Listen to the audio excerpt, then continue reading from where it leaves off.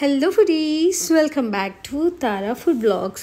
ఈరోజు మన ఛానల్లో గ్రిల్ పైనాపిల్ రెసిపీ అయితే ట్రై చేయబోతున్నాం. సో దానికోసం నేను ఒక పెద్ద పైనాపిల్ అయితే తీసుకున్నాను అండ్ అది చాలా ముగ్గాలి. ఇది మాత్రం బాగా గుర్తుపెట్టుకోండి. అండ్ పీల్ చేయడం అనేది చాలా కష్టం పైనాపిల్. సో మీరు ఫ్రూట్ షాప్లో వాడు పీల్ చేస్తానంటే పైన తొక్కని మీరు అక్కడ పీల్ చేసేసుకోండి.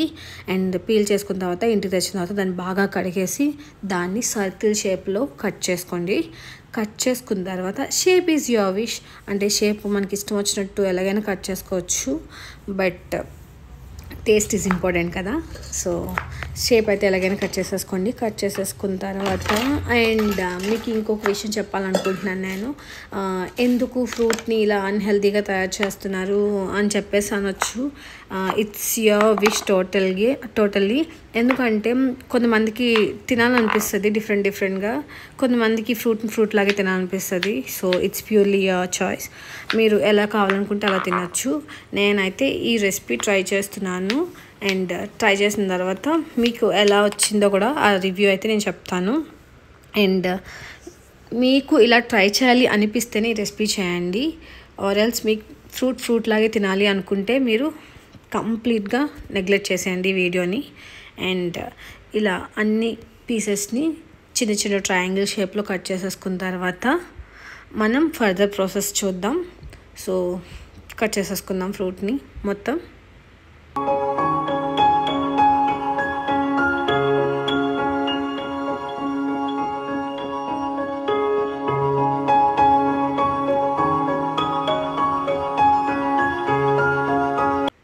వన్స్ అన్ని పీసెస్ ఇలా కట్ చేసేసుకున్న తర్వాత ఒక పెద్ద గిన్నె తీసుకోండి. దాంట్లోకి 1 టేబుల్ స్పూన్ సాల్ట్ అయితే నేను తీసుకున్నాను. నాకైతే ఆ పైనాపిల్కి అలా సరిపోయింది. మీకు ఇంకా ఎక్కువ పడుతుంది అనుకుంటే టేస్ట్ తగ్గట్టు మనం అడ్జస్ట్ చేసుకోవాలి. అండ్ దాంట్లోకి నేను 1.5 టేబుల్ స్పూన్ కారం అయితే తీసుకున్నాను.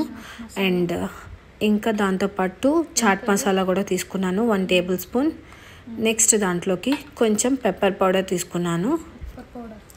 అండ్ ఈ వీడియో నేను సరిగ్గా రికార్డ్ చేయలేదు, అందుకనే మీకు సగం కనిపిస్తుంది. ఇంగ్రీడియంట్స్ అయితే నేను చెప్పిన క్వాంటిటీలో తీసుకుంటే మీకు టేస్ట్ అనేది బాగుంటుంది. ఇంకా స్టిల్ మీకు ఏమైనా మోడిఫికేషన్స్ చేసుకోవాలనుకుంటే అడ్జస్ట్ చేసుకోండి. And this is jeera powder, 1 table spoon jeera powder అయితే ఫ్రై చేసింది తీసుకున్నాను.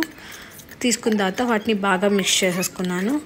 మిక్స్ చేసేసుకున్న తర్వాత దాంట్లోకి మనం ఏవైతే పైనాపిల్ పీసెస్ ఉంటాయి కదా వాటిని కట్ చేసుకునేవి అందులో యాడ్ చేసుకొని బాగా మిక్స్ చేసుకొని అట్లీస్ట్ మినిమం 2 to 3 hours అయితే వాటిని మ్యారినేట్ చేసుకోవాలి. మ్యారినేట్ చేసుకున్న తర్వాత ప్రాసెస్ని మనం చూద్దాం.